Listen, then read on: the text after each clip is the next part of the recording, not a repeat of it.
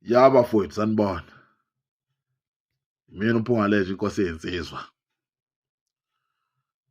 Ya.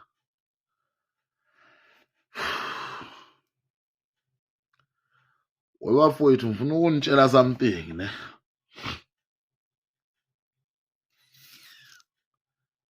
Lalana. Lento yokubulawa kwabantu niyocula nizenishelwa amazwi. Ngesiye kubulalana emhlabeni. Makuthi ku-wrong ubulala omunye umuntu bafowethu blemana uNkulunkulu uJehova umnini mandla wonke uSomandla wenza iphutha kwasekuqaleni mhla eqalekisa uKhayini wayebulala umfowabo uAbela ngesikhathi besusiwe ensimini yase-Eden kuthiwa basiwe endaweni esempumalanga kwensimi.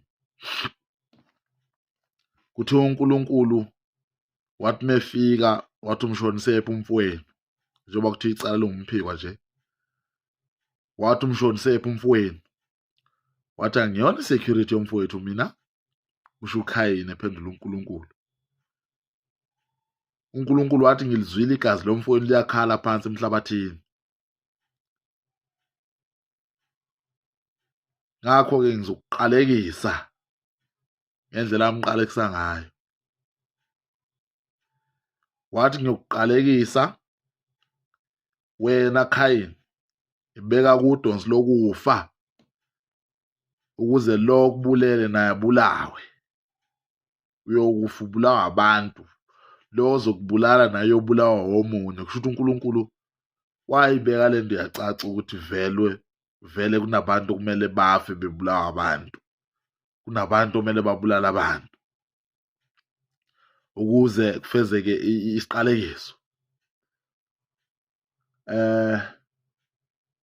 Wayesethi uNkulunkulu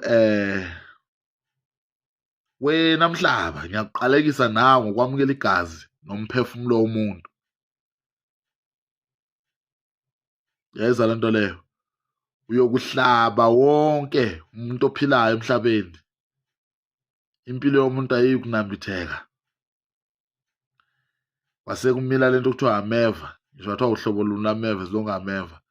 Amile emva kwesiqalekiso somhlaba. uNkulunkulu mase eqalekisa umhlaba kwamila ameva. So-ke engizama ukusho la,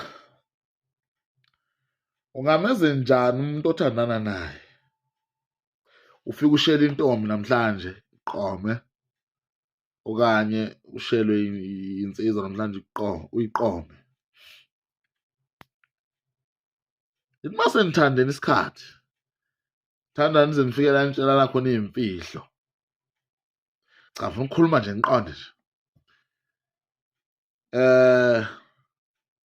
Nitshelane iy'mfihlo, nithembane kuze kufike ekuthenini seniphila njengabantu banye-ke manje.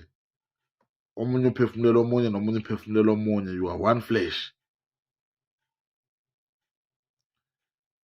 Bese kungena lento okuthiwa isilingo, usathane, lihlukane, ngixabane, akubambe ujola okanye na wena umbambe ejola. Athi ukuthela athi kuphelele phakathi kwami nawe mina ngibuyele ekhaya. Fuseke indaba yakho. Uyindoda kwenza umfazi. Kusho bani lapho? Kusho umuntu wakho lo wathandana naye wamethemba. Phela uthando sometimes waliboni. uNkulunkulu angazi walenza kanjani uthando lwangaba nawe amehlo okubona ukupopola ingozi. Kuthi mase kunjalo lo muntu ahambe ngempela, ahambe futhi. Uhamba nje, uhamba ney'mfihlo zakho lo muntu. Maybe wabulala umuntu okanye uney'mfihlo impela nje eyiyizi bucayi kakhulu. Noma kungekhona ukubulala umuntu kodwa zemfihlo.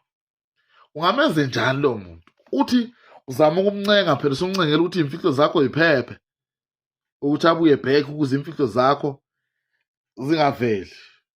Athi nje cha, ngizayifunda ehlanganisa nawe.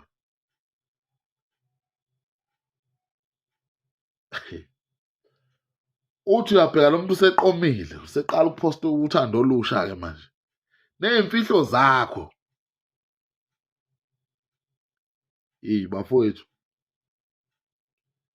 ungenze njani wena? Ngoba mina ngokucabanga kwami ngicabanga ukuthi ukhona umuntu ophilayo kahle ekhanda ongavele asukele umuntu ambulale wadishana naye, either umfazi thela indoda nge-acid okanye ngamafutha, okanye indoda thele udubula umfazi, okanye yabo nje. Wena ungenze njani? Na indoda yakho ihamba ney'mfihlo zakho manje, qhubekela phambili. Ubuwazi kahle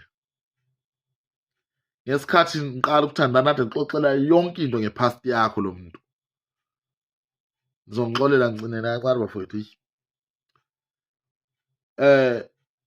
Lo muntu bokuxoxela kwasani ngempilo yakho, ukhumbule njalo ukuthi umuntu ungabona ehleba omunye umuntu nawe, kusho ukuthi nawe uma ungekho uyakuhleba lowo muntu. Yayizwa leyo nto? Le nto ifana nokuthi uma kuthi lasibhona ekhaya bekutotoza bese kuhlukunyezwa obhuti abadala, mhlaba kwelamisa nawe kusho ukuthi bazokuhlukumeza. You understand? So engizama ukusho ukuthi-ke makuthi umuntu wakho kade kuxoxela zonke izinto nge-past yakho, ukuthi mina ngine-boyfriend yami yenza ukuthi nokuthi nami ngenza ukuthi, mina bekunje empilweni yami kwasha kwacima, mina kwasha amaqatha kwasala igrevi, mina bese niyahlukana, usuyi-ex, yena usethola uthando olusha. Ungamenze njani ukuze ugcine i-secret yakho iphephile? Ungenze njani wena? Cha, ngiyabuza nje.